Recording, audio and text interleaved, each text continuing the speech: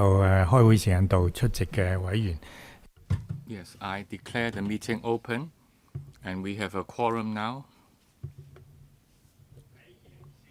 Now, in 2024, up till the last meeting, we have approved 22 items totaling $105,479,000,000.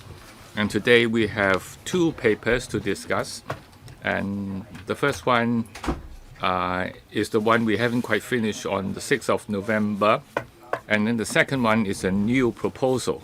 And these two items together reaches $28.4,081,000,000. And if everything is approved, the accumulated figure approved for these 24 items amount to $178.9 billion and $60 million. And then we reduce certain computerization programs and so on. We are talking about a reduction of 27 billion and 9.7 million. So totaling the figures would reach 151.9 billion, 50 million, and $300,000. Now I remind members, if you have any direct or indirect financial interest, then please can you follow the items under 83A and divulge your interest in this. And you also have to pay attention to item 84 regarding direct pecuniary interest. Please note that. 議程項目1 Item number 1, 204D, and that is 272DS Port Shelter Sewerage Stage 2 and 427DS Construction Rehabilitation of Sewerage Rising Mains in Southern District. This paper proposed to upgrade part of 272DS as 461DS to Cat A at an estimated cost of $1,643.4 million in money of the days, and to upgrade 427DS to Cat A at an estimated cost of $1,057.6 million in money of the day prices. At the meeting dated the 6th of November, we started discussing this paper, and today we continue with our discussion. For members present for our discussion, officials attending our discussion, you've already received the attendance list by mail. So let me welcome all the officials here. Last time, 5 members indicated their wish to ask questions. Let me read out their names. Mr. Chen Xiu-hong, Mr. Chen Hock-Fung, Mr. Michael Tian, who just said that he had no question today, and then Ms. Lam So-wai, Mr. Stanley Ng. So only 4. I give the floor to Mr. Chen Xiu-hong. 4 minutes. Thank you, Chair. In principle, I support the 2 projects. My question is, in relation to the details, in particular, the construction costs and also the design of the construction works. At our last PWSC meeting, we approved 860 TDIC, widening of the Hiram Highway. Now, for port shelter sewerage, it will be entrusted to the constructor or the contractor responsible for widening of the highway. So in general, there should be considerable savings as a result. So in the breakdown of the financial implications, we have construction of twin pipe trunk sewage rising mains as well as ancillary works. I expected the prices to be much lower. So among the $163.4 million, I'd like to know whether you have included the entrustment fees to the contractor for widening of Hiram's Highway. If so, can you give me the details? I was expecting a lower price. And then $1 billion for the Southern District. Again, it appears to be quite costly. The length is 8.8 kilometers. 3 kilometers will be underground. I'm concerned about the cost of this section in relation to the whole length. It seems to be quite expensive, and I'd like to know by how much. We talked about a few other options. First is to go under the sea, and the second is to go along the coast. Now, for instance, in the plan, we can see that there is a coastal walkway from Wong Chuk Hang to the area. There is a 150 meter submarine pipe here from Island Road. There was some explanation last time, but I didn't quite get it. How come we can't have a section on Wong Chuk Hang before the pipe goes undersea? Why can't it be connected to the pipe at Island Road? I believe the works might be challenging, but please do explain otherwise. If the underwater section is very expensive, then we cannot help but wonder why not we go along the coast. And in enclosure 2, there is a 100 mm single pipe. You haven't explained why there is a single pipe. Now, if there is already a 250 mm twin pipe, why do we need a single pipe sewage rising mains there? Director, thank you. I will address the questions one by one. First, the port shelter sewerage. The estimated cost is already 16%, 6% lower than the expected bid, because they will make use of temporary works in managing the project so that all underground facilities, utilities can be put under one conduit to save money. And so the 16% reduction in cost is already reflected there. So 3.4 million is already the final price, yes. As regards the pipe for the Southern District, the cost of the underwater pipe, it accounts for about 80% of the total project cost. And that's why we have chosen this instead of going along the coast. Perhaps I can give you details, if I may refer members to the plan. Now, for Island Road, along Shue Road to Mu Chung Road, you can see that we have a lot of viaducts here. If we have an underground pipe, then we have to do a lot of excavation. If there is a viaduct there, we have to pull it down first, and that's why we haven't gone for this one.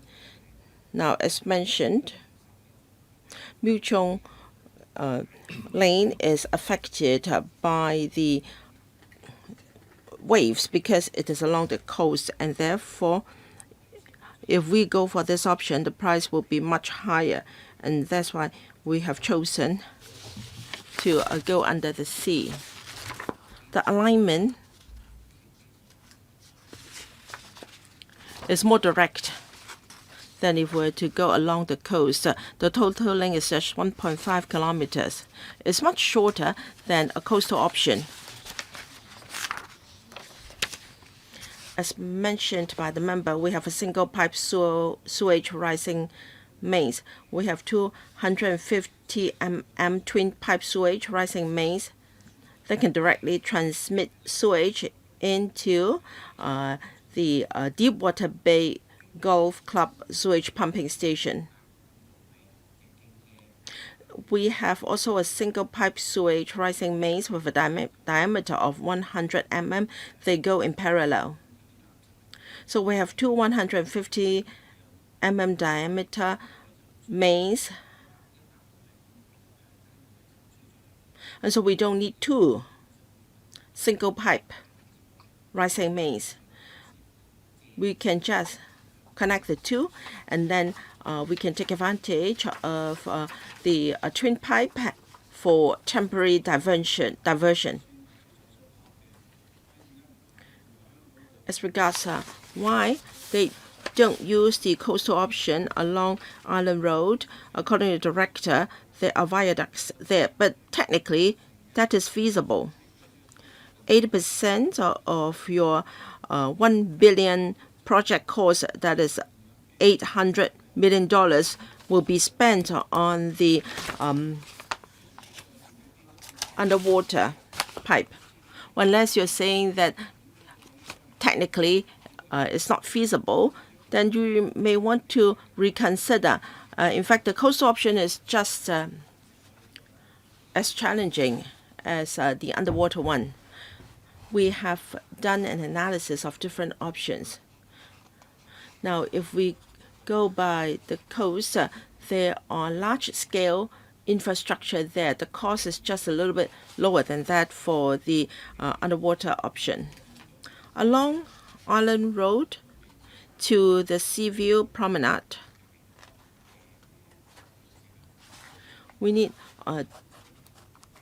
to pay for two 450 mm twin pipe mains together with the twin pipe.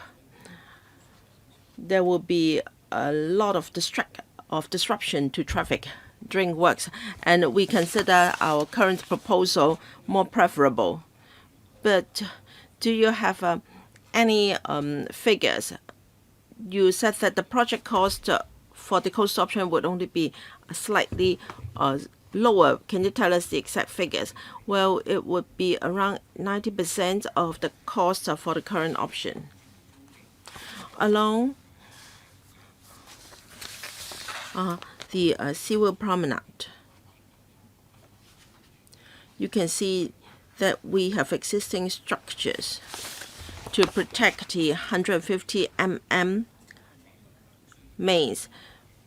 To construct the twin pipe rising mains, we also need major structures to protect the mains from the waves. All right, that is, the coastal option is only 10% lower than the current one. But you have to take into account disruption to the traffic during construction. Is that right? But I think the explanation is too general. Now, we should assess the different options seriously. What is your request then? Can they give us a written reply? So, according to the director, technically it's feasible. I think it is much better if you provide a written reply for Mr. Chen. All right, next, Mr. Chang Hock Feng. I support the project for the Southern District.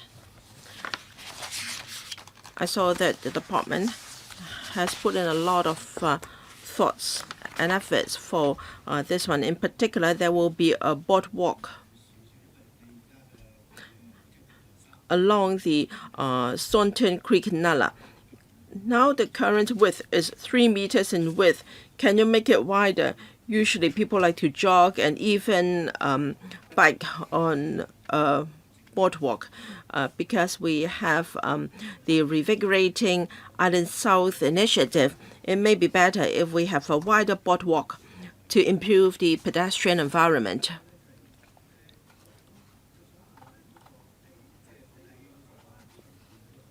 Now, for the underground or underwater maze, I understand why you don't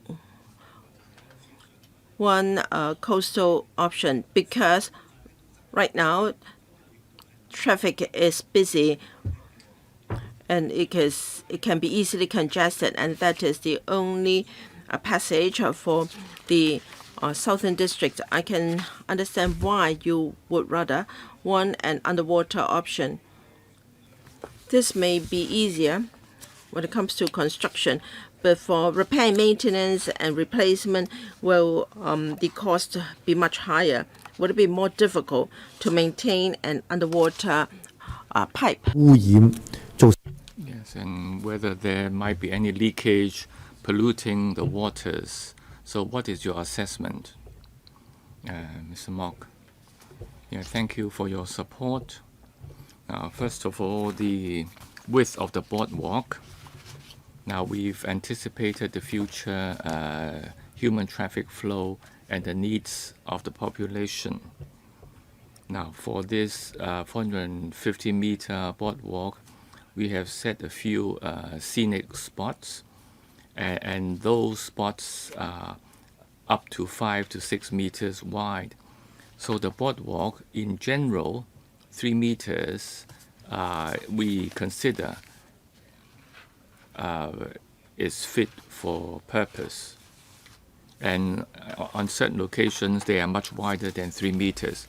Now, for the the underwater pipe, now similar to other tubes and pipes, now the checking, we use CCTV to look at the condition of the pipe, and the DSD is using a very high density material to make the pipe. And for our maintenance of about 250 meters or kilometers, about 15 kilometers are using this particular high density material. And some have a lifespan of more than 15 years. And if we use this high HDPE material, the maintenance cost is reasonable, and the performance is satisfactory. And we are confident the maintenance will not pose a problem in future. Now, let's say you can have a lifespan of 20 years for the pipe, and after 20 years you have to renew this.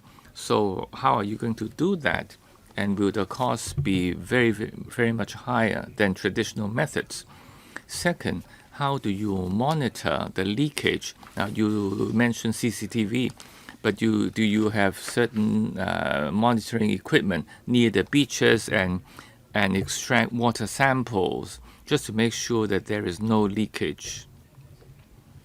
Now, on the lifespan expected, we are talking about 25 years. And using these high-density material, then if your maintenance is up to par, then it's possible going up to 50 years. And we are using this particular high-density material, and the performance is satisfactory.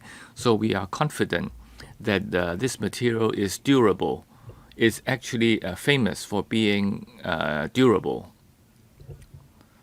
i.e. compared to other metallic elements. Second point, yes, water quality. Now the EPD has certain monitoring spots near the area. So yeah, that's my response. Yes, Mr. So. Oh, okay, we will skip that. He's not available. Madam Chan, yes. Now, I want to express my support for the items. Now, last year, the Environmental Committee has approved the item and also provided additional materials for my question. Now, in fact, the sewerage system is very much needed, and they rely only on septic tanks. Now, very often it requires funding, and but then these smaller villages do not have sufficient money from the Home Affairs Department. And now for the port shelter item, now I like to have this point made. Now the government departments have made clear to me that there will be cross-department funding arrangement. And now this funding for the port shelter would require up to several years to come forward. So can the DST help the Home Affairs Department to improve the sewerage system for the time being, and also to reduce flooding during rainy seasons? Now, there is a public collection system for the waters. Now, can we ask for some sort of design and also some technical advice for the villages to cope with the problem? Now, this is, I think, not entirely under this particular agenda item, but can you please give a response as well? Now, if we are talking about improvement works in villages, we will go via the minor works under the Home Affairs Department. So, Madam Chan, maybe you can follow up on this or on other occasions, please. Okay, yes, I'll do that. Yes, Mr. Michael Teen. Now, the port shelter item. Now, we talked about the Hiram's Highway last time, and then the DSD asked Highways Department to take up the job as well. Now, is this a common practice? Now, maybe you don't want to take up the ground twice because the timing is more or less overlapping.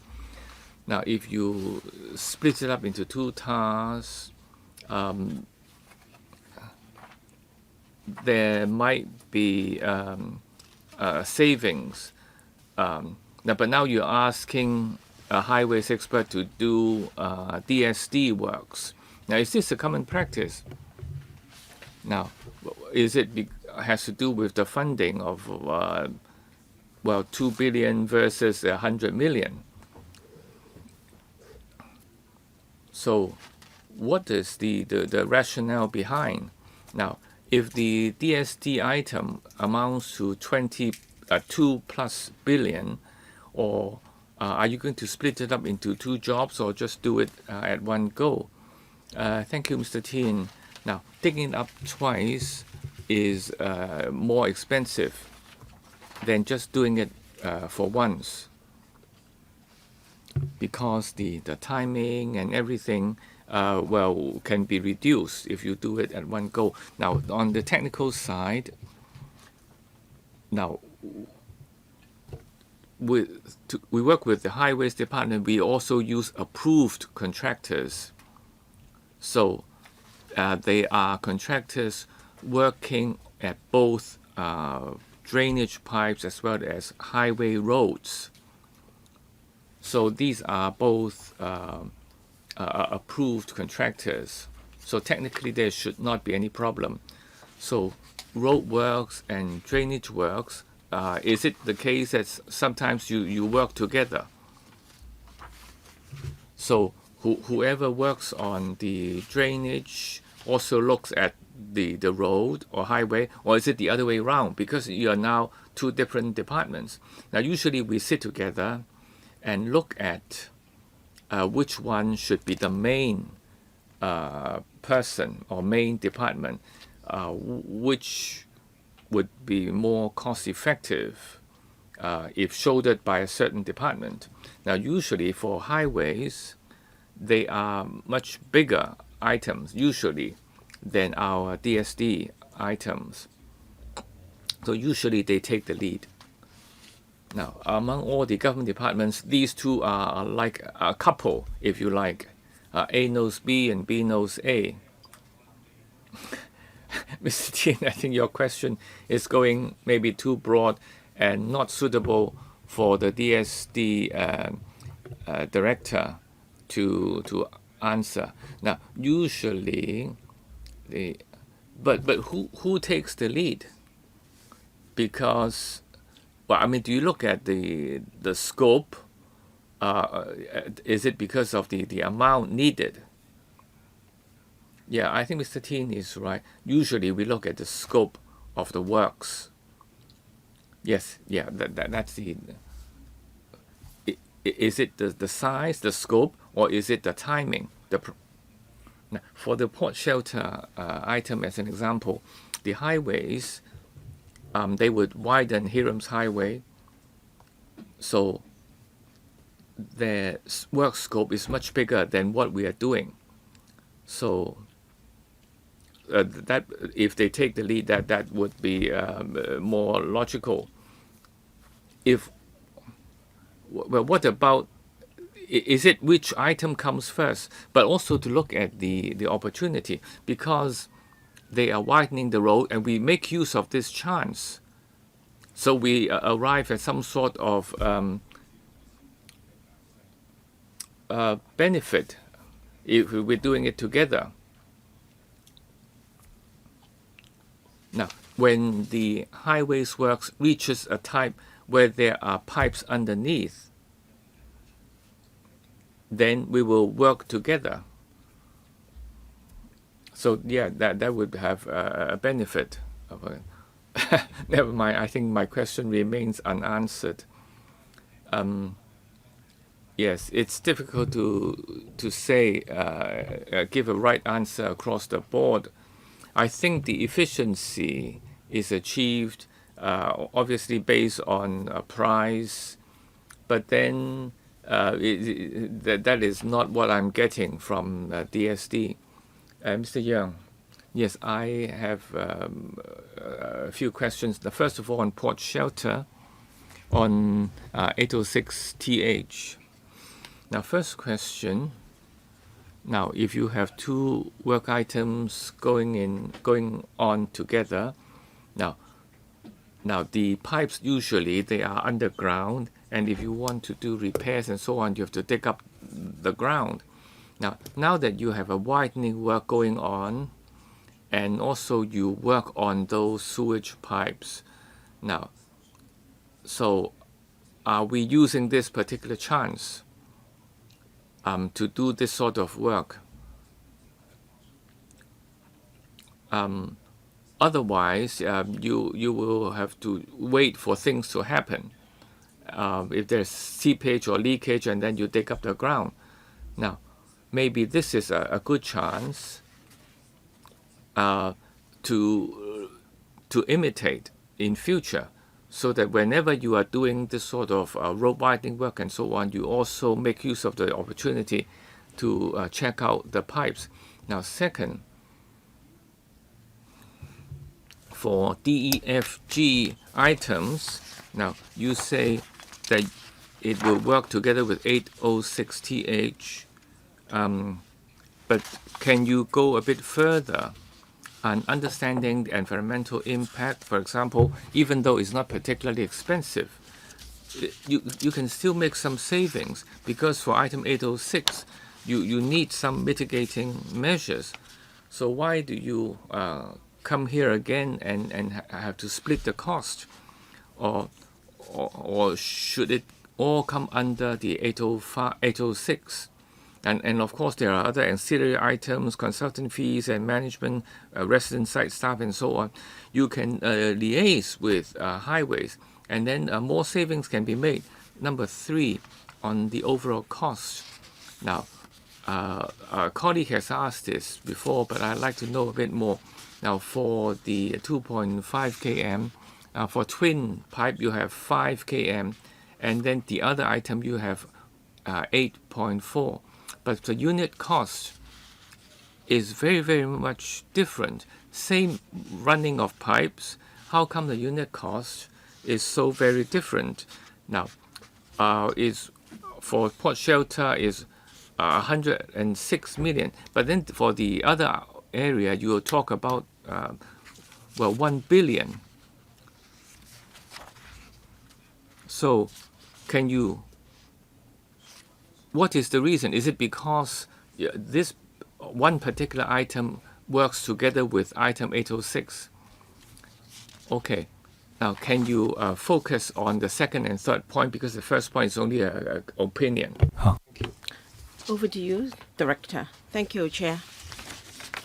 The first point,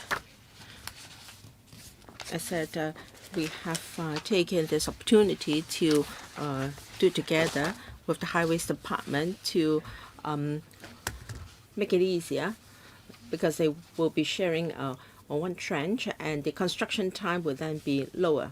When it comes to repair and maintenance, we'll go by our conventional approach. As for the funding, we have discussed with the Highways Department for items that we share the cost. We apply for funding for our corresponding part. There is no overlapping, but of course, as soon as work starts, we can see whether further savings can be made by way of synergy. Now, pot shelter is the construction of pipes under the underground, but the situation in pot shelter is much more complicated. You should be talking about the southern districts, right? Yes. We have site constraints in southern districts, and therefore, due to technical consideration, we have to go underwater, and that's the main reason for the difference in cost. The two projects are very different in nature. Did that answer your question? I'd like to follow up on the first question. Although the chair said that it was not directly relevant, but in fact, I think we'll talk about the same because the construction method may have an impact on future repair and maintenance. Now, Hong Kong is a city, and all utilities and facilities are underground. In the NT, they are not entirely responsible for the whole part of the NT. I believe the works departments, of course, will take into account the construction method as well as the maintenance cost, and in urban areas, they have to take into account the cityscape as well. I understand that, but they do have an opportunity here. In the past, when there was a major project, they would do it part by part. But now you have an opportunity to conduct viaducts underground, to group all facilities together to facilitate maintenance in the future. If there is room for such coordination, I hope they will do it, because Hiram's Highway will be widened.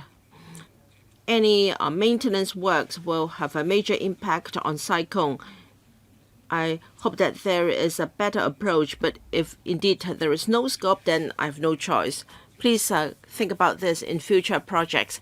Yes, I do get it, Mr. Yang. It's just from your perspective.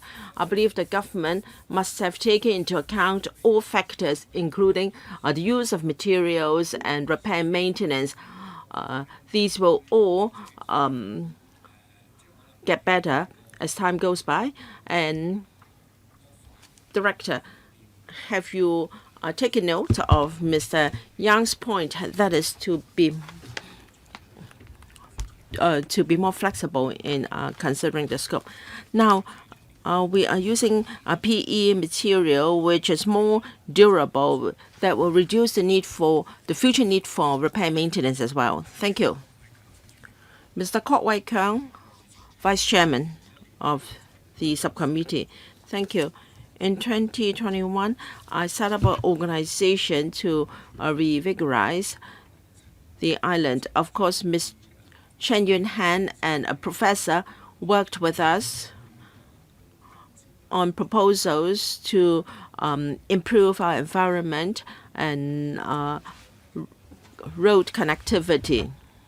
We had a meeting next to, we had press briefing at Wong Chok Hang near Chung Mei. We said that there should be a boardwalk for the Nala there, and we should widen the roads there, and we should beautify the environment. Of course, the proposals were accepted in the invigorating Island South. Although the initiative is just for coordination, it doesn't provide funding for the works.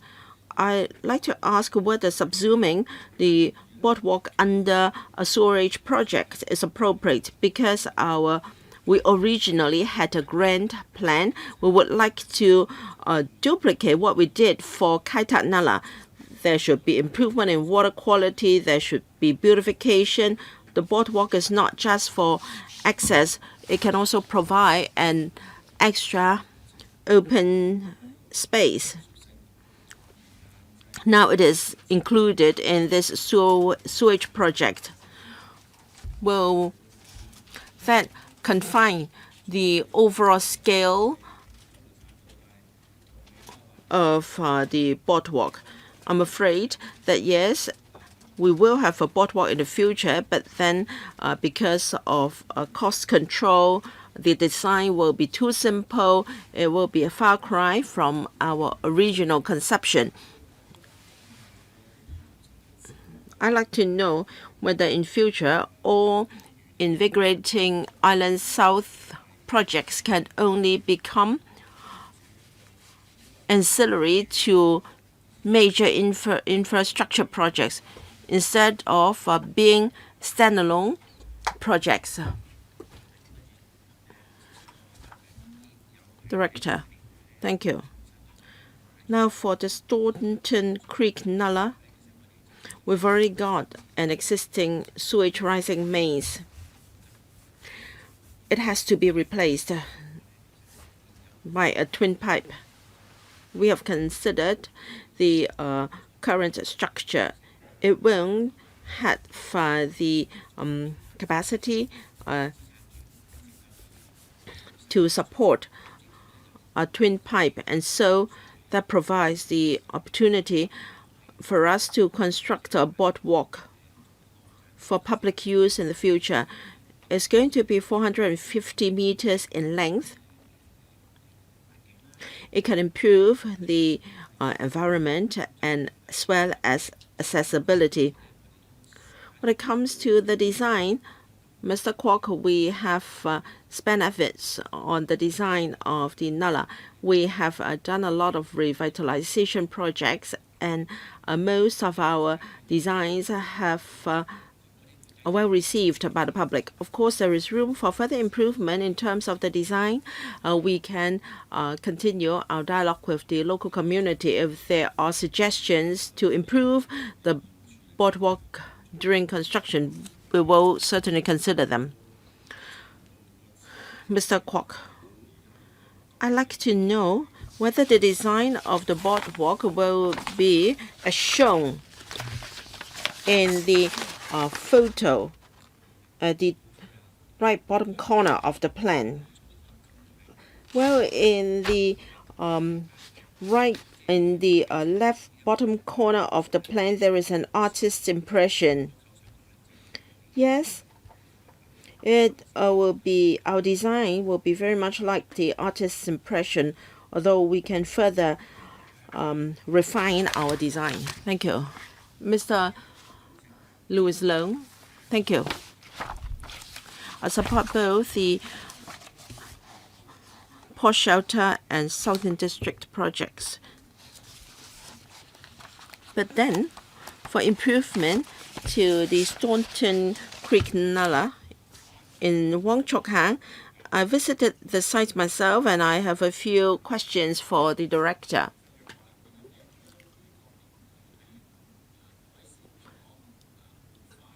If we can improve and revitalize the Nala, it can be a good place for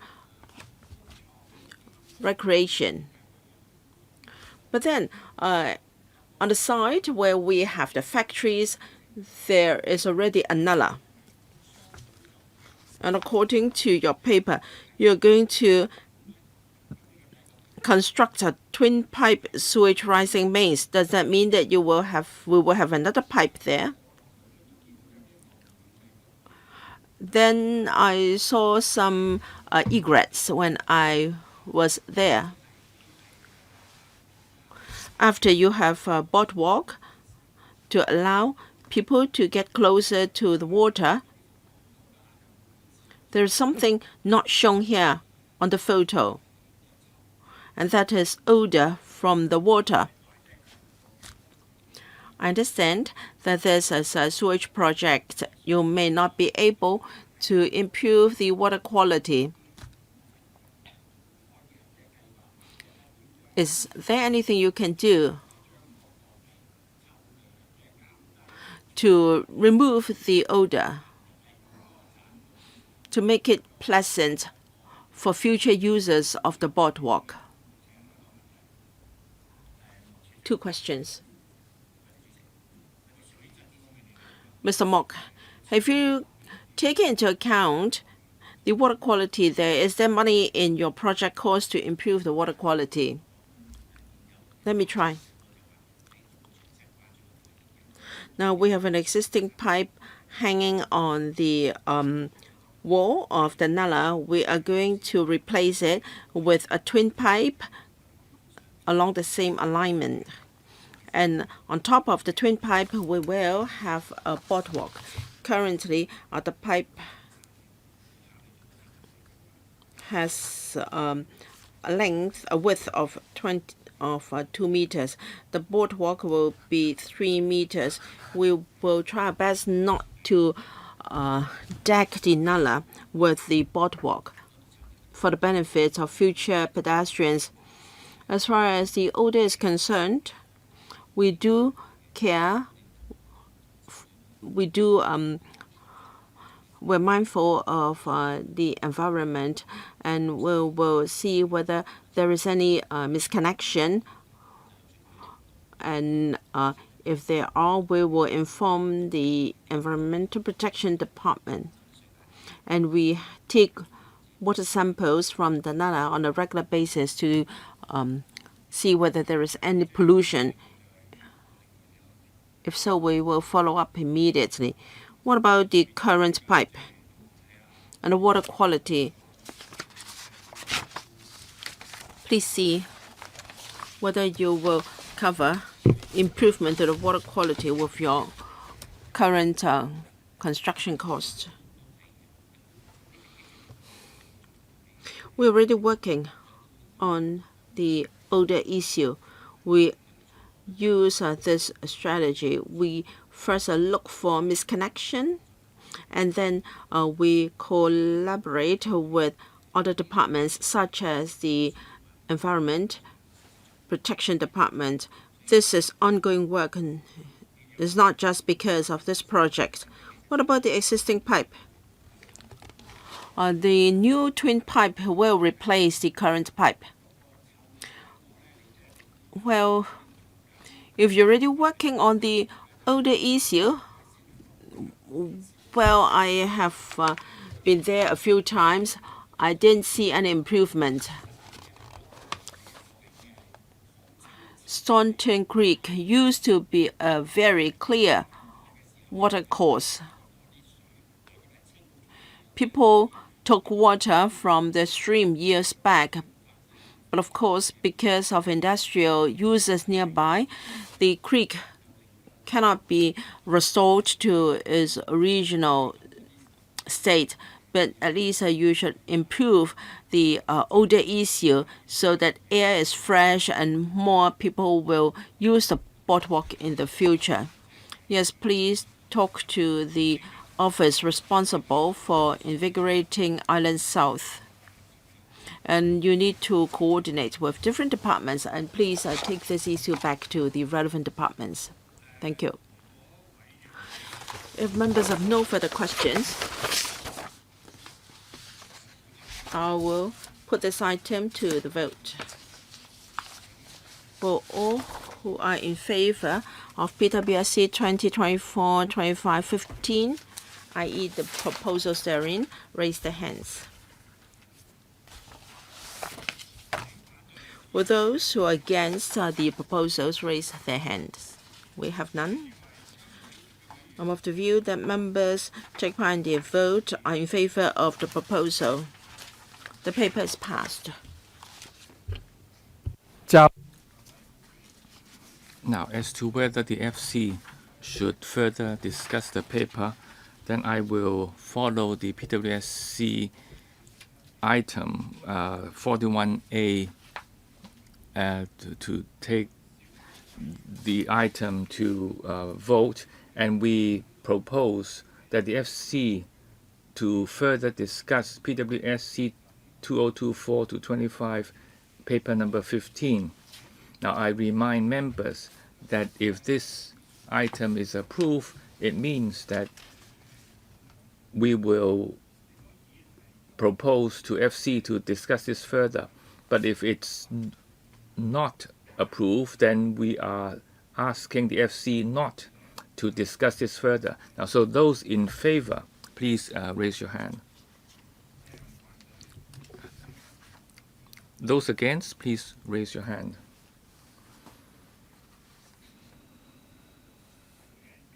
Now, I'm saying that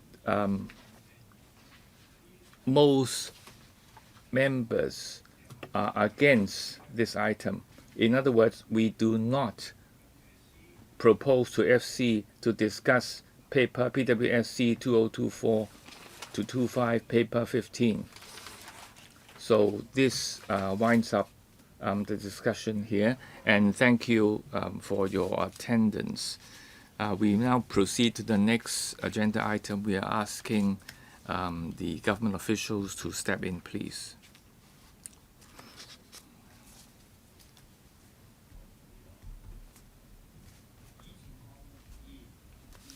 Item number 2, 852CL, the Technopole,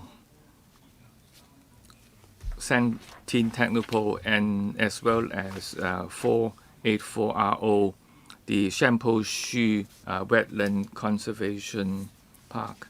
So paper 15, now the paper proposed to upgrade part of 852CL to category A, as well as at a preliminary MOD prices of $27175.1 million.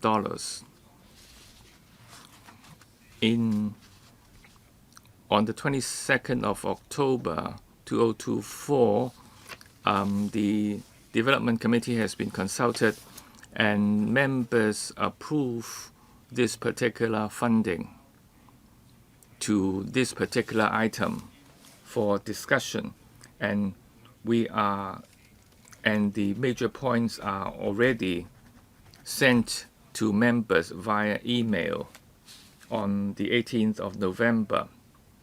Now we have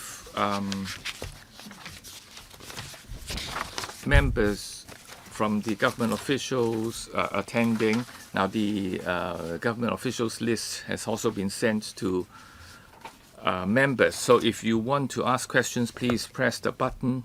And of course, we welcome government department officials here.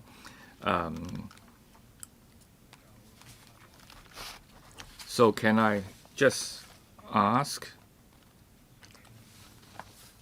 Ms. Doris Ho to share with us. We understand there's a short PowerPoint slide. Yes, I'll defer to my colleague for a very short few minutes of presentation. Now, the Technopole phase 1. Now, the Santine Technopole would be done by phases.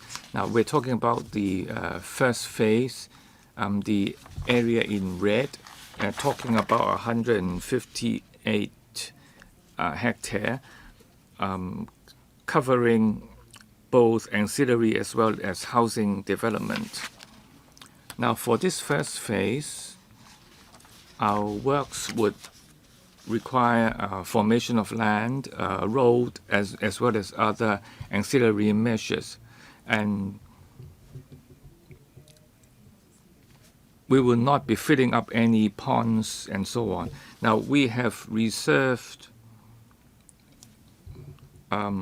areas for surface reservoirs as well as other waterworks. The estimated cost would amount to, well, there are 5 items altogether. We have to improve on the land quality, land formation, widening of the Santine Road, and noise mitigation measures. And then the remaining stages, we're going to provide a basic infrastructure and also to hire consultants to do detailed designs. So we are asking for approval of infrastructure of 540 hectares of development. So we are using the area and to apportion the cost. Now, the unit cost for other similarly items, the unit cost is comparable to similar areas elsewhere.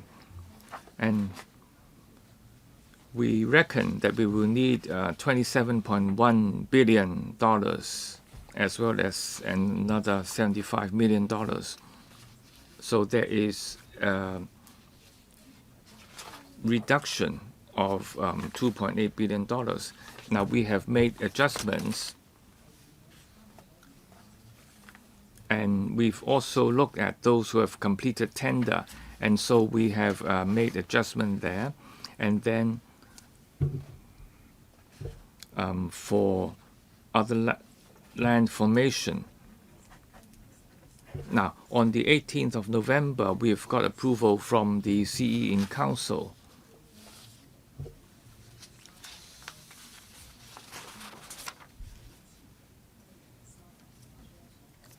And the Gazetto has also started, and we reckon that by the end of 2024, the first phase will be completed. So by the end of 2026, the formed land will be ready for use. And then the residents can move in by the year 2031. Yes, Ms. Ho, please. Now, apart from the Santine Technopole Phase 1 costs, we also have another approval needed that has to do with the sample Shue Phase 1. The amount is quite different from the Santine Technopole. So we only focus on the Santine Technopole because of the difference in cost. Now, we've all got the papers. The item mentioned by the Permanent Secretary, and that is the Sample Shue Wetland Conservation Park. Now, maybe I'll just ask or tell members who will be asking questions. We have Michael Tien, Chen Yit-ming, Chen Xiu-hong, Andrew Lam, Chow Man-kong, Tang Fei, Lau Kwok-fan, Lam Chuan-sing, Gary Zhang, Kwok Wai-keung, Luk Chung-hong, Lau Chi-pang. So 4 minutes, including Q&A, please. Mr. Michael Tien. Now, the paper reckons that we need $27.2 billion. Well, a reduction of $2.8 billion, and so we are saving about $2.1 billion. Now, where is the savings achieved? Now, you've divided up the $2.1 billion, so you have land formation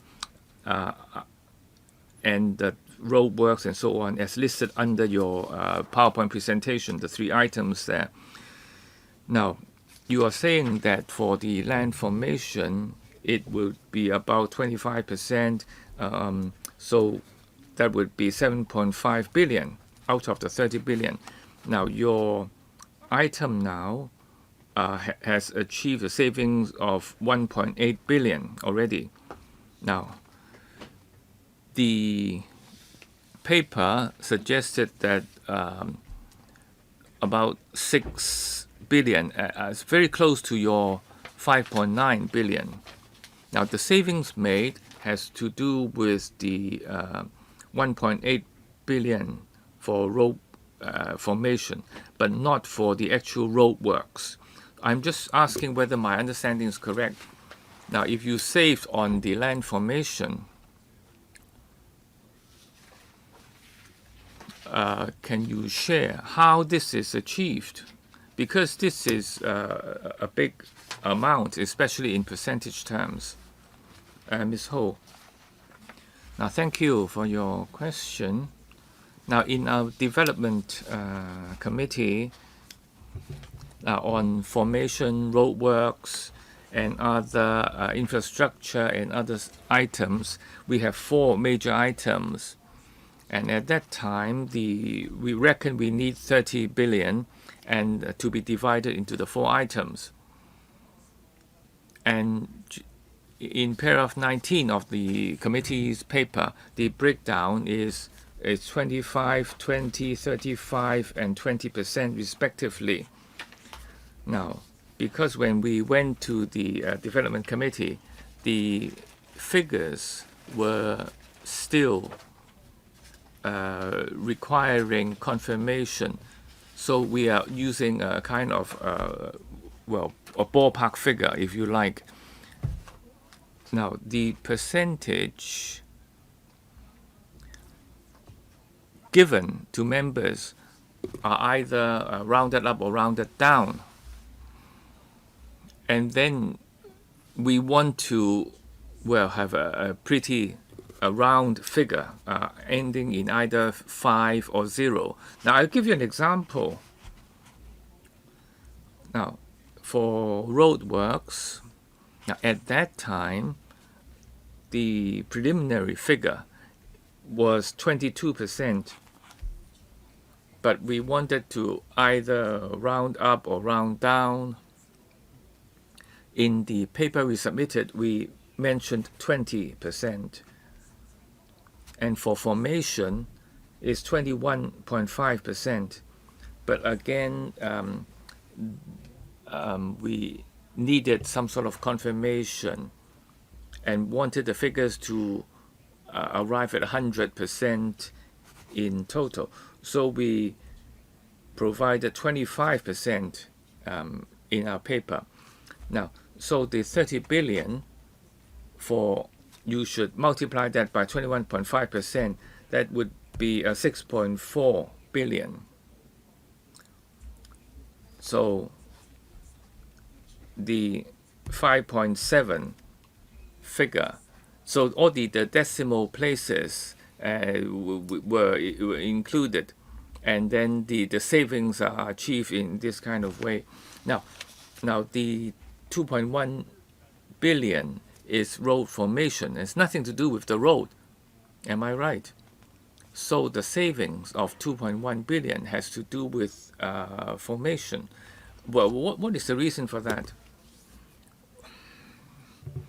Mainly is because we did 2 tender exercises, and we've got some results, and we looked at the contracts, the tender contracts, and the unit price. And whether you're talking about road formation or road works or even other infrastructure, we have room to decrease the unit costs. Now, for the public works tender, recently, the bids, the tenders tend to be very competitive because there are quite a few tenders coming in. Chen Yitming, please. Now, by the end of October, the paper was discussed, and I thank the government department arranged a meeting within the 2 weeks, and also to have a look at the site visit, to look at how there is continuous development, as well as sewage performance. And I believe there has been positive follow-up work. So I'd like to thank the Bureau for this very good follow-up work. Now, I have 3 points that I would like to ask Ms. Ho and Ms. Yao. Thank you. During our visit to Shantin, some village houses were only 200 square feet in size, some as small as 100 odd square feet. Now, we want to ensure that the urban and village can coexist together, and hope there can be a framework for sustainable development of our rural areas so that our rural committees can see a future for villages. Most of the villages in Shantin rely on septic tanks. The smallest of village houses are only 110 square feet in size. I hope we can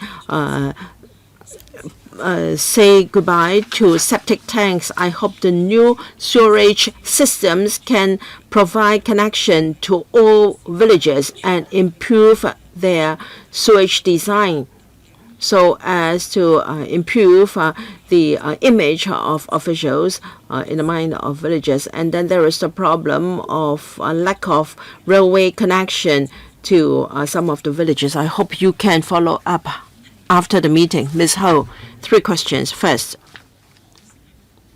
the coexistence of rural and urban areas. Yes, we do attach importance to new developments and the relationship with existing villages. Now, we will bring improvements to infrastructure of villages when making new developments. Villages can benefit from our improvements to sewerage system, not to mention improvement in road connectivity. We're grateful to Ms. Chen for joining our team on a visit to Shantin. When it comes to coexistence of rural and urban areas, villages can benefit from provision of infrastructure. We can also improve the environment of villages. While we develop the northern metropolis, we will see how we can improve the hardware and software of villages. On the one hand, we will conserve the regional villages, and we will also let people learn about the characteristics of our villages. We have approached different villages, including Shantin. Through Ms. Chen, we would like to know what ideas villages have. We are not just going to improve the hardware. We also want to improve the software. For instance, we can organize ecotourism in villages. The second point is about sewage. We appreciate Ms. Chen's views. As far as Shantin Heng is concerned, a dozen or so years ago, there was a plan to connect houses there to public sewers. Back then, there was no consensus. Now we have a new development surrounding Shantin Heng and also other villages there. We have a new public sewerage system. With this new development, we can then discuss with villages in due course to see how we can connect village houses to the public sewerage system. As regards the last request by Ms. Chen, yes, we will ask relevant departments and bureaus to give a briefing to Ms. Chen. Can you please undertake? No, Ms. Chen, I hope you understand that you urged the administration to take the advantage of the current development to improve the rural environment. If you have too many policy issues, I hope you can bring them up in the relevant panel.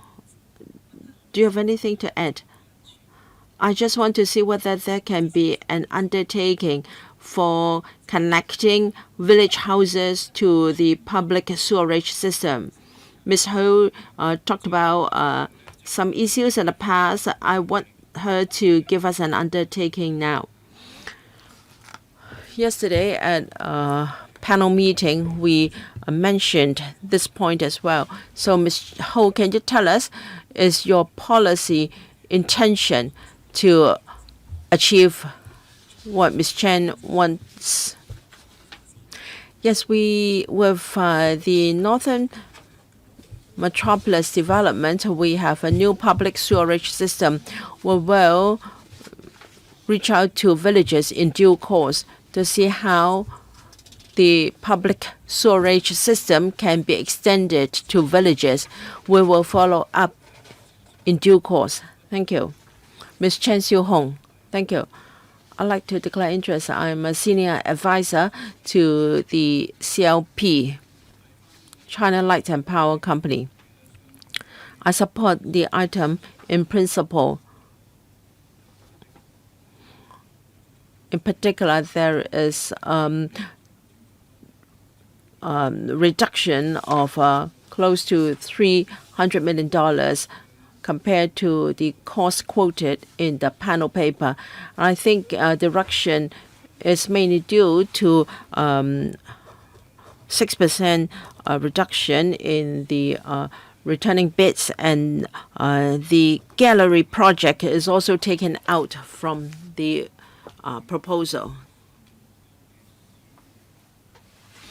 I'd like to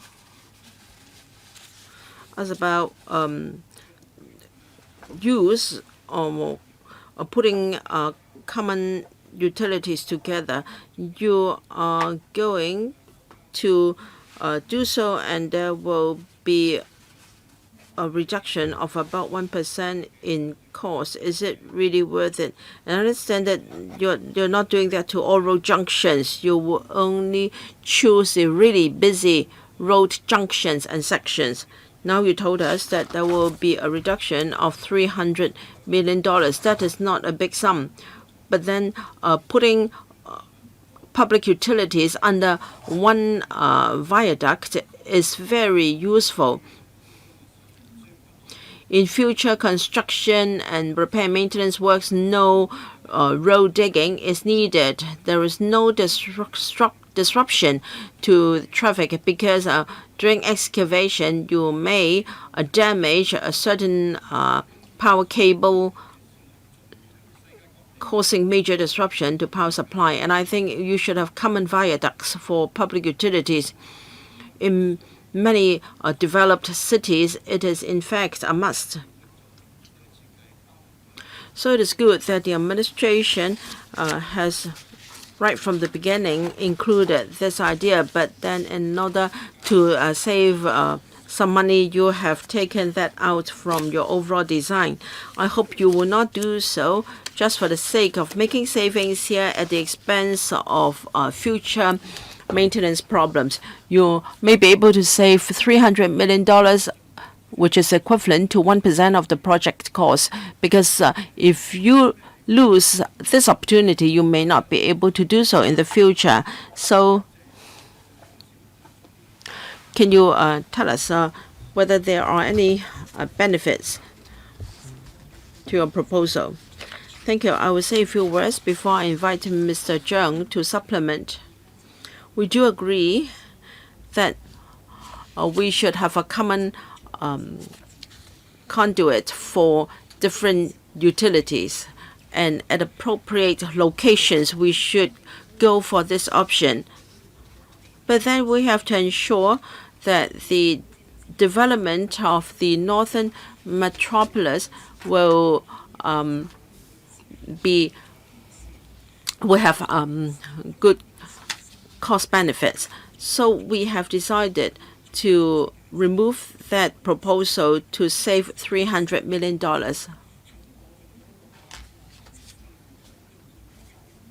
Even though we have saved $300 million, there will still be money available for housing all the public utilities in a common conduit. And I will invite Mr. Zheng to explain whether our current proposal is justified. By way of background, in 2020, the Highways Department did a consultancy study. Some guidelines were set up for us to consider under what circumstances a common conduit should be used. For instance, we should consider the impact on the traffic and pedestrians, the the difficulties in road excavation, etc. And we also have to consider the quantity of public utilities involved. It has to be cost effective, and we will consider the cost vis-a-vis the overall project cost. Take this case as an example. At first, there was $1.76 billion out of $30 billion. Now it's $1.4 billion, which is $300 million less. That is about 10% lower. It is not really a major adjustment. For the length from 1.5 kilometers, it is now adjusted to 1.2 kilometers. So we have got 270 meters less. That is about 5% of the overall spending for this project. And as we said, this is a new development, and also it's a Technopole to improve public image and to take care of public expectation. This should be done, but we've also considered the current situation, or financial situation of the government. We will focus at places which is more cost effective. So for some sections we can shorten it, but then the overall benefits are also there. The current adjustment is only minimum. Well, since we're talking about a saving of 1%, but the social costs in future may never be maybe be too high. The PS gave us a very good reply. If there are savings, if you have money in your overall estimate, if there is room for that to be extended, please do so. You should put a marker in now and don't wait until the whole project is completed. So, PS, can you please reconsider this? If we only talk about 1% of saving, it may look nice, but in future, people may be affected by road closures and road diggings, and the harms may outweigh the benefits. What about the reduction in length? Have you taken into account the future need in maintenance and repair, as mentioned by Mr. Chen?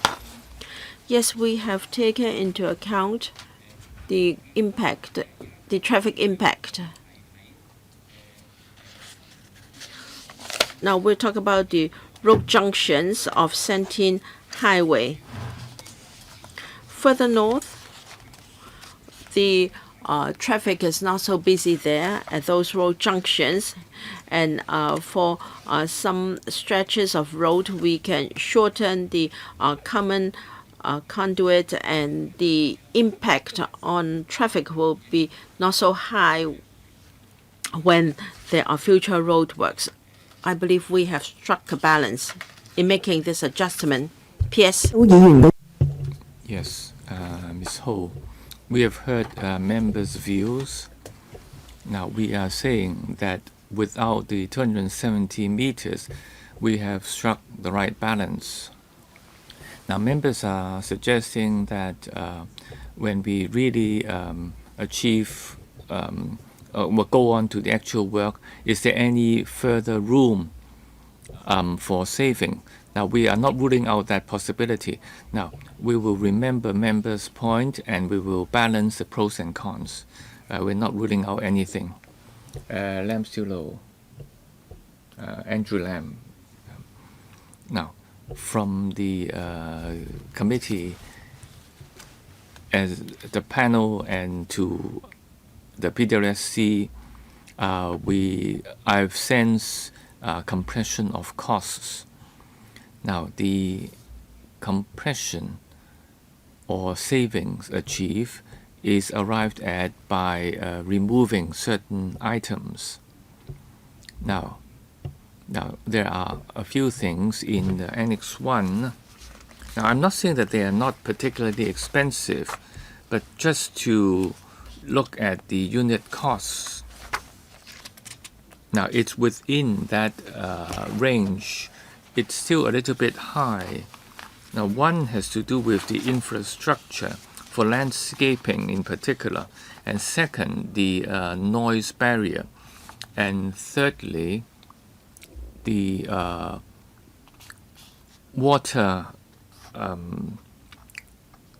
filtering area. I'd like to know a little bit more. Is it because the tender submissions making it a bit on the high side regarding cost? Now, on the earlier committee meeting, some items tend to be more expensive because of the soft nature of the ground. And of course there are areas for possible savings. Now, if you want to develop a certain area but it's not particularly attractive, now how do we achieve this?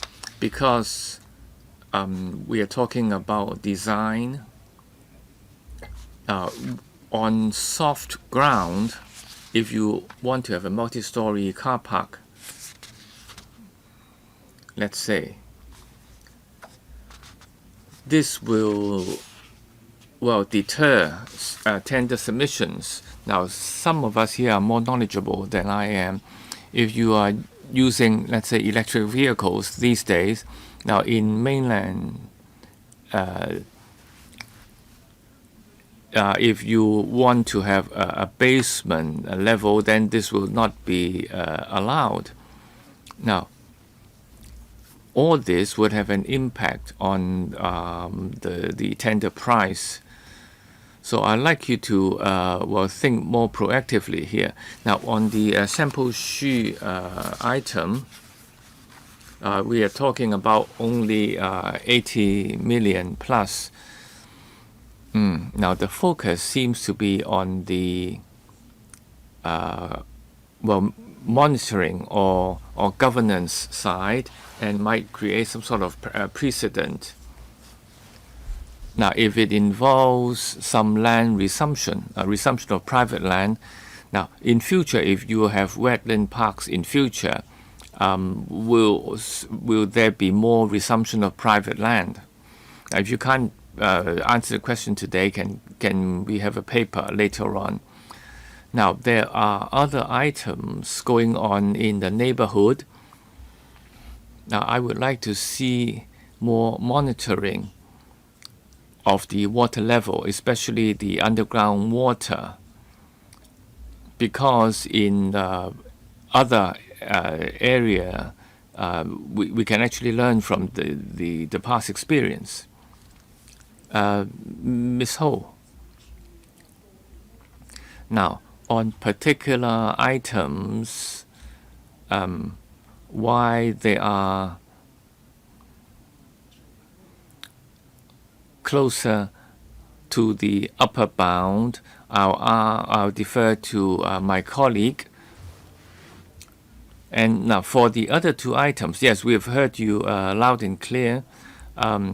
For Santin area, especially closer to the north, we have a soft ground that we have to pay attention to.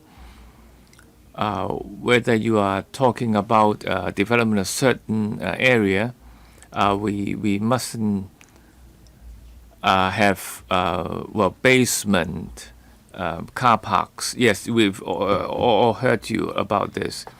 Now, when we make such design, we look at the plot ratio as well as the height restrictions, and we tend to be on the conservative side. Now, you also mentioned sample Shue. Now, for other wetland parks, maybe I will give you a supplementary paper after the meeting. Now, you also mentioned that for the Technopole exercise, we should look at the underground water table or the water level. Again, I will defer to my colleague,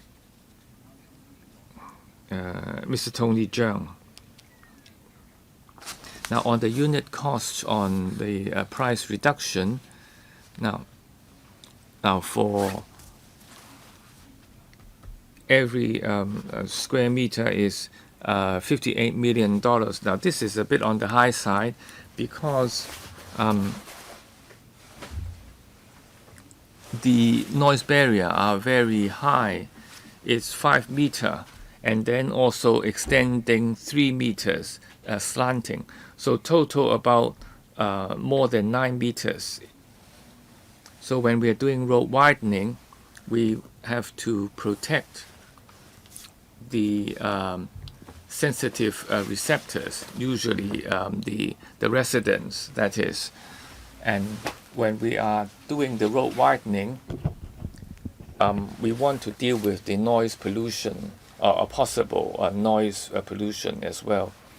And because the work area is not particularly wide, and we have to work within the small area, so the prices tend to be high. Now, for the beautification, it's about $9,000 per square meter.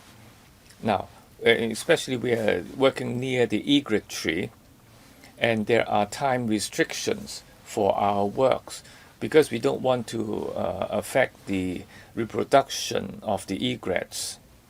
So again, the unit cost is a little bit high. And then for the sewerage, now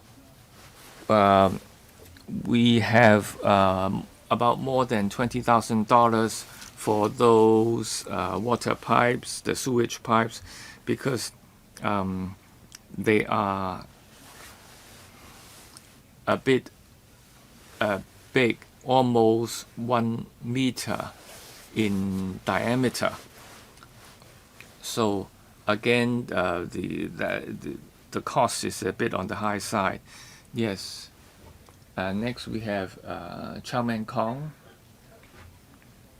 Now, for the Technopole development is very important for the future of Hong Kong.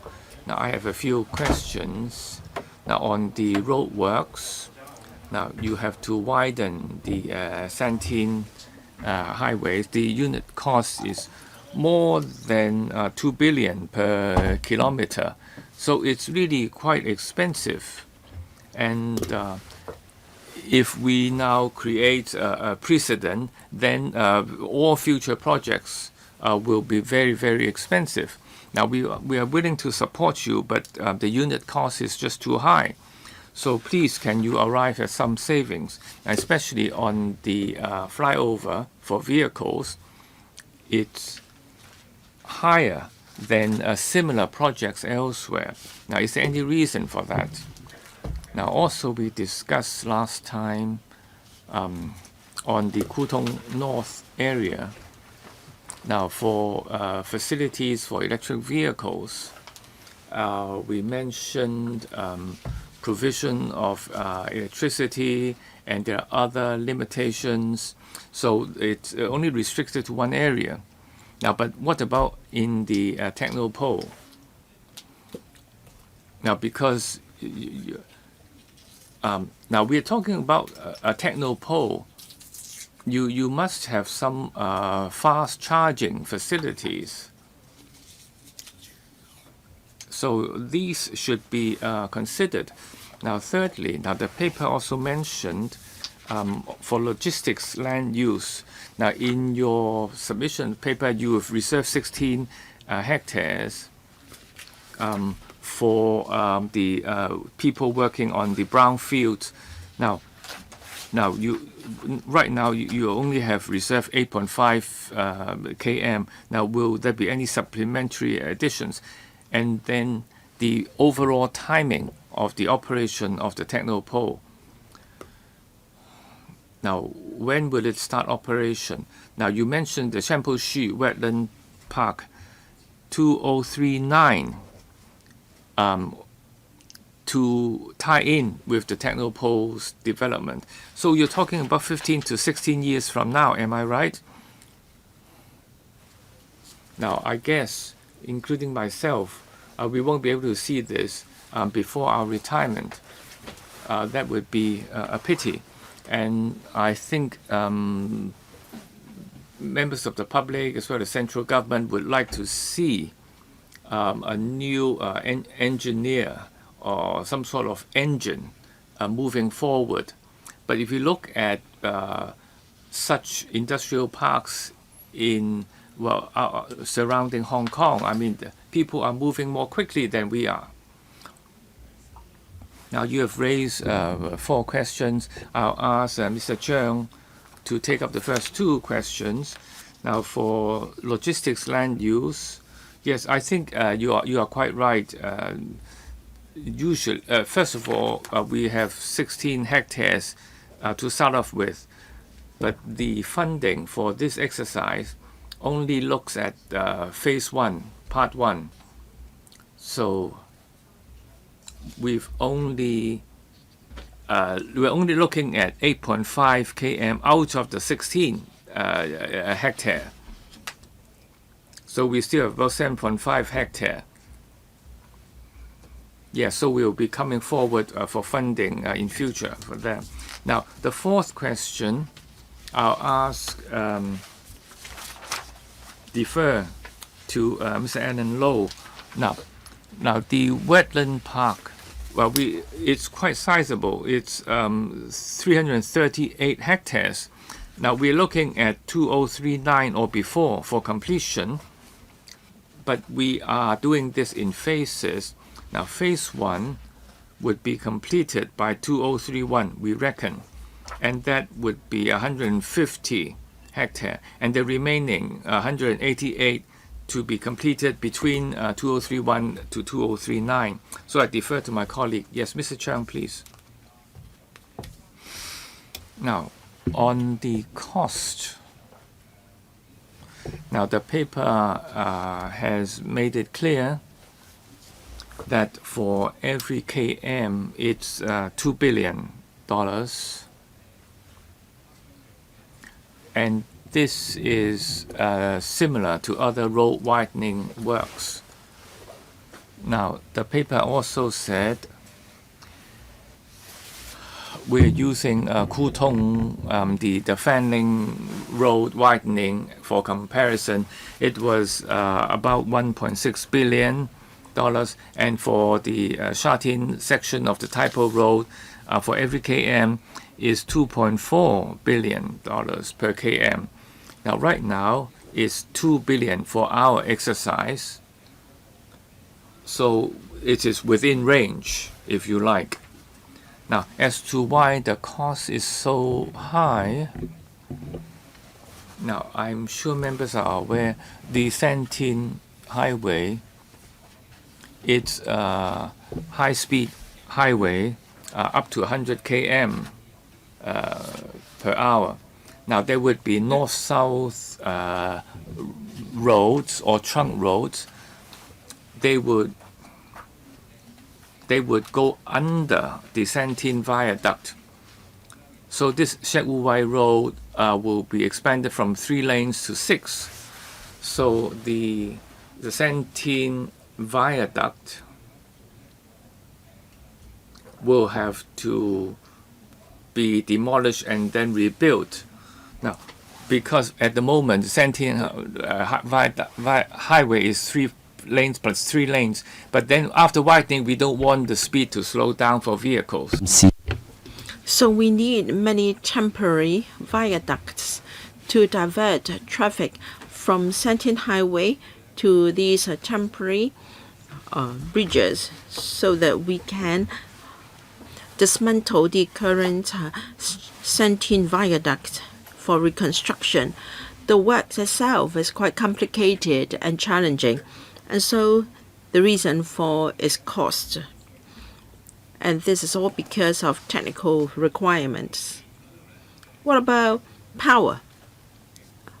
What about charging for e-vehicles?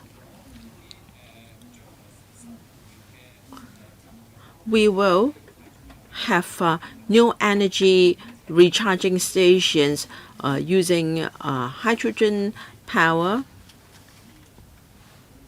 They will all be included in the design. Mr. Tan Fei, thank you. I see that the administration has put in a lot of thinking, putting a lot of thoughts in the design. For instance, in para 5, we see there will be R and T zoning. There would be production lines.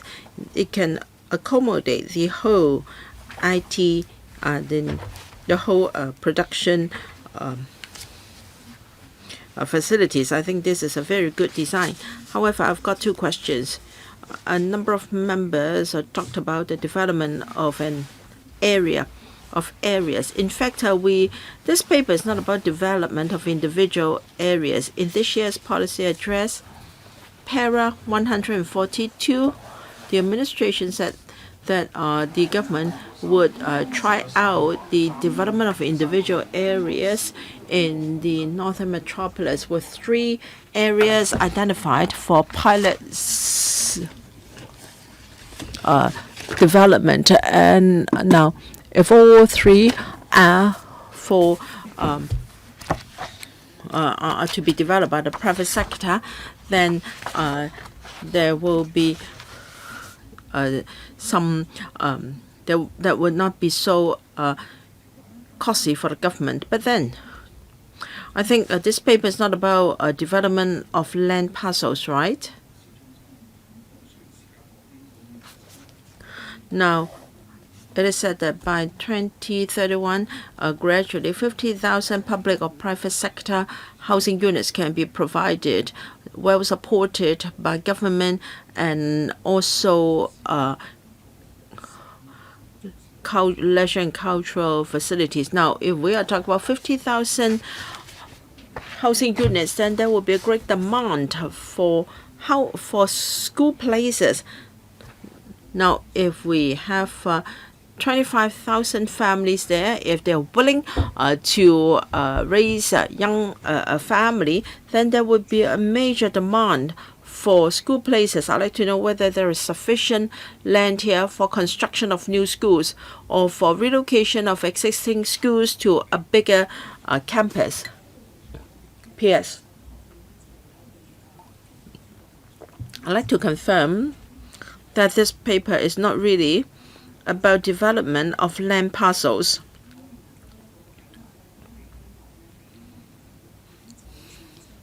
Our plan is, by the end of this year, we can announce the details for 3 land parcels identified for development on a pilot basis.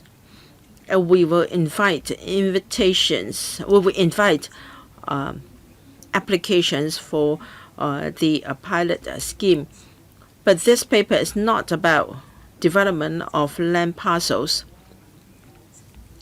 Now, when we will proceed by means of land acquisition, if we are talking about a public or private land, we will do site formation ourselves. As I said, towards the end of this year, we will announce the 3 land parcels identified for that mode of development, one of which is really located in Technopole. Now, if the land parcel in the Technopole is included in the works area covered by this paper, we may ask the developer to form the land. And as a result, we can save costs for land formation here. But that is on the premise that there is overlap in area between the land parcels and also the land covered in this paper. So please be patient and wait for our announcement. In new development areas, we have less land constraints, and so in reserving land for construction of primary and secondary schools, members can rest assured we will discuss with the Education Bureau in the process. In other words, we will reserve sufficient land for construction of primary and secondary schools, including the relocation of existing schools from elsewhere into the new development areas. Mr. Lau Kwok-fan, I support the development of the Technopole as well as Shue Wetland Conservation Park. We've just announced the development of the loop, and there is a great urgency to develop Technopole as soon as possible as support. And I also support the development of the Shue Wetland Conservation Park. I just visited the Longyuan Wetland Conservation Park. We can see how the park has succeeded in preserving biodiversity. I'm quite confident that for the Shue WCP, it will be able to balance development and conservation. I look forward to early implementation of the project. Apart from land parcels development, there may be land exchange and land grant in Technopole. I'd like to know when the government will have a more complete picture for us so that we know how much can be taken out from the current project cost of $27 billion. I'd like to know whether there can be a clear account to the public, whether it would be by means of land exchange, land grant, or land parcel development, to the extent that we can save some of the project costs here. There will be 20 hectares of land reserved for different industries, and there will be an industrial area here. I'd like to know whether now you are going to farm land for the site. I'd like to know whether the bill will be footed by the science park, or will it be borne by the government? And the third question is, a company will be set up for managing the northern metropolis. According to the policy address, they will start with Shue.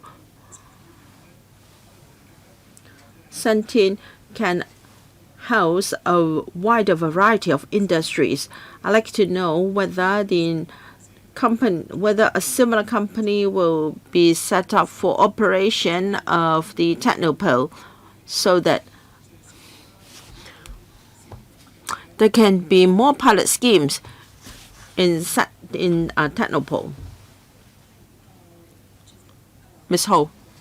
Thank you. 3 questions. As I said, there will be 3 land parcels identified for the pilot scheme that will cover Technopole as well. Announcement will be made towards the end of the year, and I believe we will set up the company for Shue maybe early next year. As regards the amount of money that can be saved using this approach, an estimate can only be done later.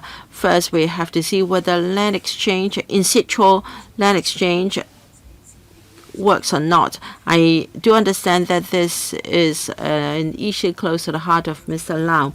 You mentioned 20 hectares of land for INT. It is proposed by the government that the Science Park Corporation will be responsible for developing that area. Our project costs will only cover land formation and provision of infrastructure. As regards the superstructure, it will be something between the ITI Bureau and also the Science Park. Mr. Lau asked about the cooperation to be set up with the government taking the lead for Northern Metropolis. Now we have used the logistics sites in Shue as a study. We don't rule the possibility of extending that model to other industries.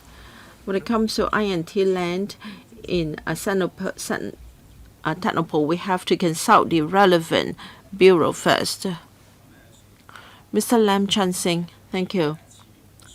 Although the estimated cost is lower than the first one, now that the gallery is taken out of the project scope, but then we are still talking about $150 billion for site formation. So the per meter cost is 10,300. That is a little bit higher than the $9,000 odd for Shue and Hajun. Although we only talk about a few $100 difference, but then as a whole, it will be a considerable amount. I'd like to know why the cost per meter here is much higher than comparable projects. You told us that in 2013 there were already residents or INT companies moving. There will be moving in 2031 progressively. But Northern Metropolis would only be commissioned in 2036. It appears that you cannot provide the infrastructure first before people move in. So for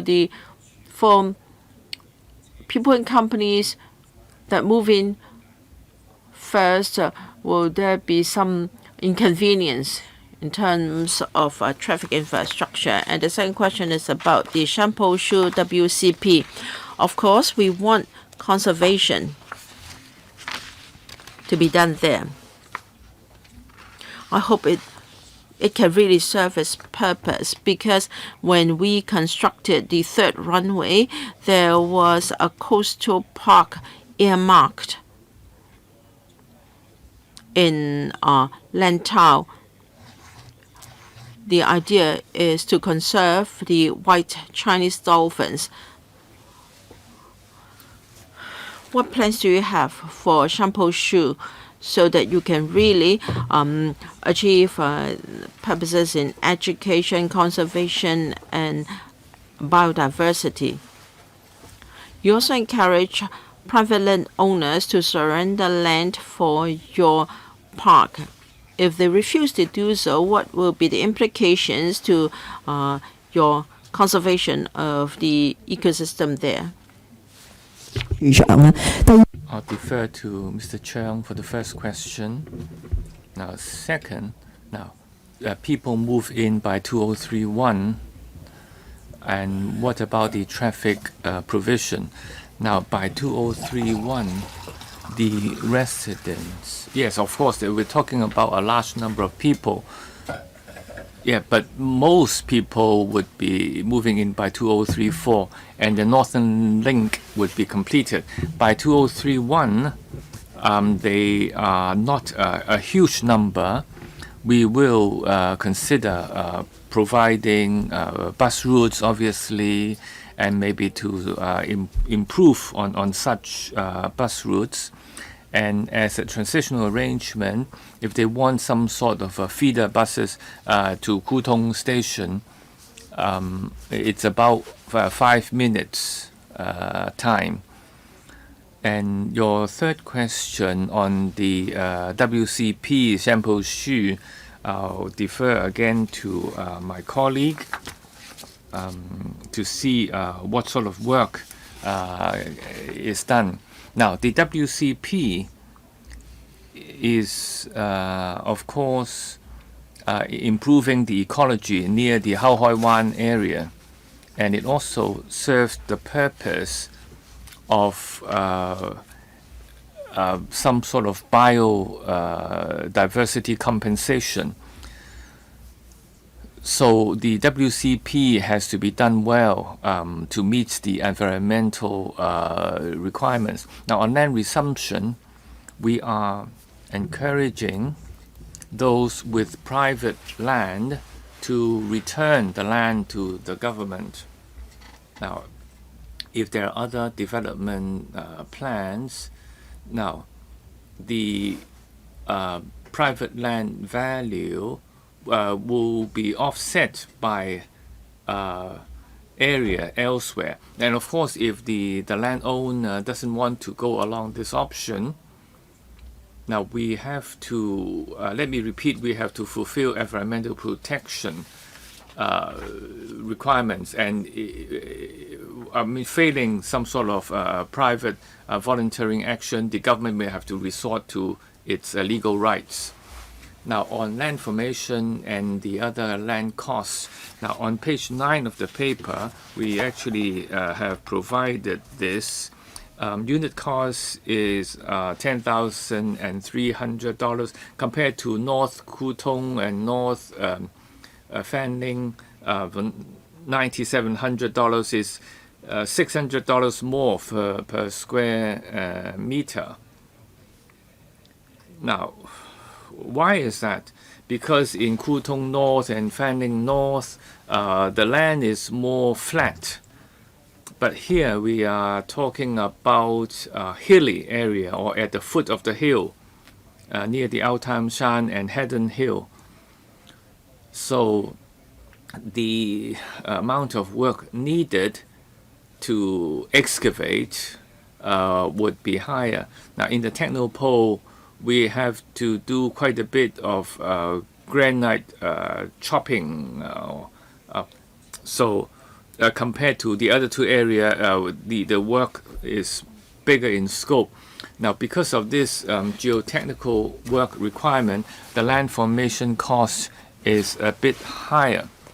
If you look at paper, page 9 of the paper, it says that for land formation, we have a breakdown. It's $2,300 compared to $1,800 in Kutong, so it's a little bit higher, and that's the reason. Now, also, Ms. Andrew Lam's question about the watermark. Now, in Sample Shue, we have some sort of plan prepared for our environmental committee to monitor. So we are looking at any possible changes to the water level. Yes, can I ask the AFCD? Yes. Now, on the WCP WCP's maintenance and control or the governing. Now, first of all, we have 150 hectare for phase 1, and as Ms. Ho said, the second phase, if it involves private land, then the government would also have a plan for that. Now, but for the Shue Park, because we are governed under the Environmental Protection Act, so we have to pay attention to the ecology as well as the future monitoring. We will do some sort of a monitoring scheme ASAP, and to, well, do our work based on such a plan. Now, we have a development plan for sustainability, and the WCP can be used as a pilot scheme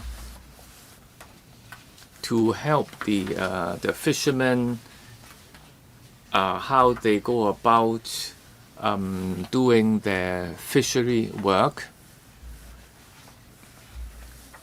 and also the overall ecological control and monitoring. So that's our goal.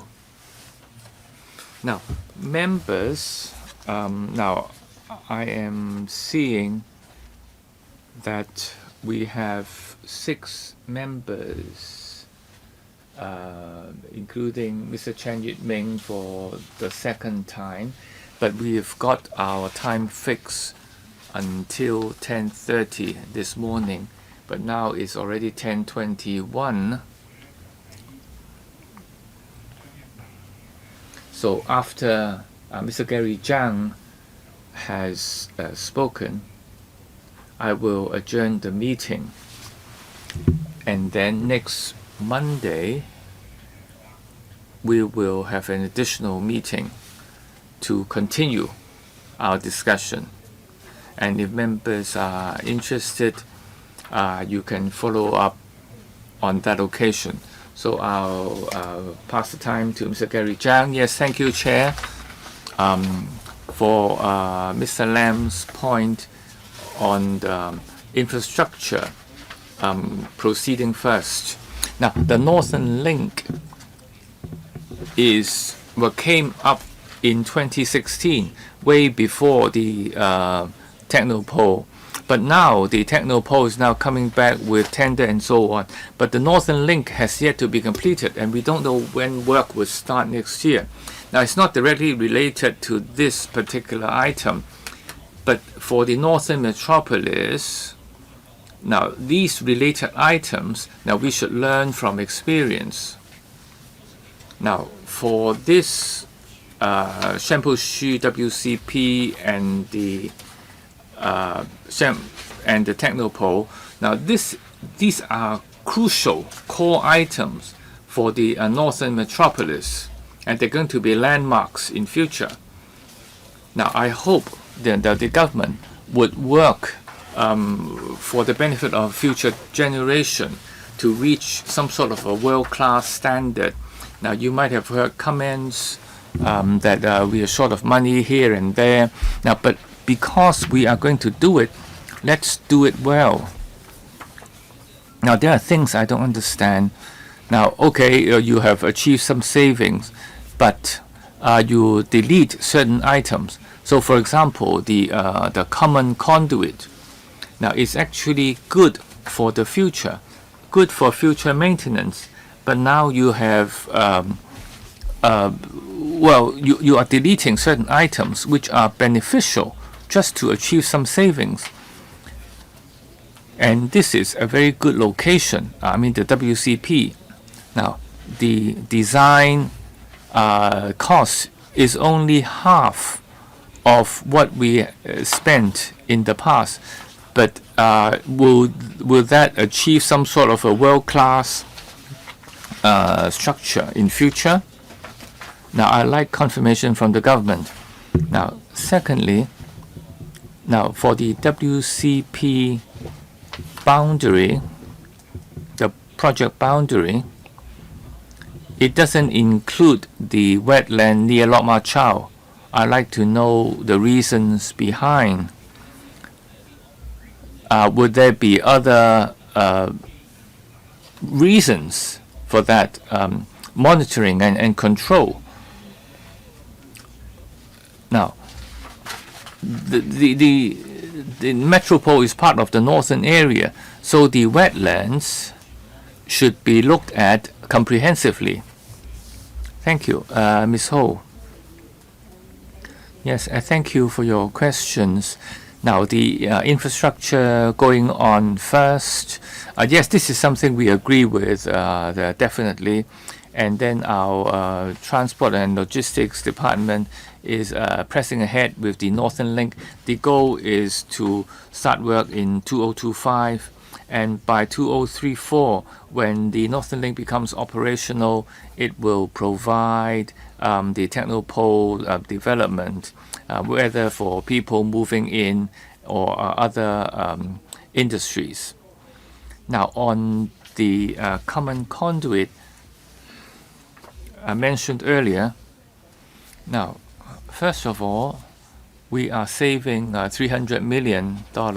It doesn't mean that we are removing this item altogether. No. In fact, within our budget, we have more than $1 billion for the common conduit.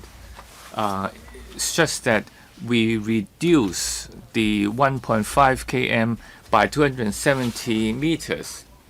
So we want to do a bit of savings by shortening the 1.5 km. Now, we understand that the common conduit is important for the Technopole, something we have to include. But we are trying to strike some sort of balance. Now, you mentioned WCP. We feel this is a rare chance because the land is wide, more than 300 hectares, and we can fulfill environmental protection requirements, but we also want to use this chance to achieve ecology savings, conservation, education, and even tourism. Now, maybe I defer to my colleague who will explain a little bit more, and then for the Environmental Protection Department, they can also help to explain how the Lok Ma Chau wetlands will be governed in future. Now, first of all, on the Lok Ma Chau station, there are wetlands, and the MTRC is responsible for this area. But after the WCP is completed, there might be some sort of uniformed work or to be responsible for the area. Then we will discuss this earlier. Now, the WCP in future will become the biggest wetland park in future. May not be world class, but definitely the biggest in Hong Kong. And it's a very good area for conservation. Now, we are not just conserving ecology, but also for our water or marine ecology development. Now, because the paper 16, the paper we are doing right now, is not yet completed, as I said earlier, the panel will continue with an additional meeting on the 25th of November. Now, details will be given to members by the Secretariat. So we will stop our discussion here today, and I thank the government officials and everyone else for attending. So we'll meet again on the 25th. Thank you. Meeting adjourned.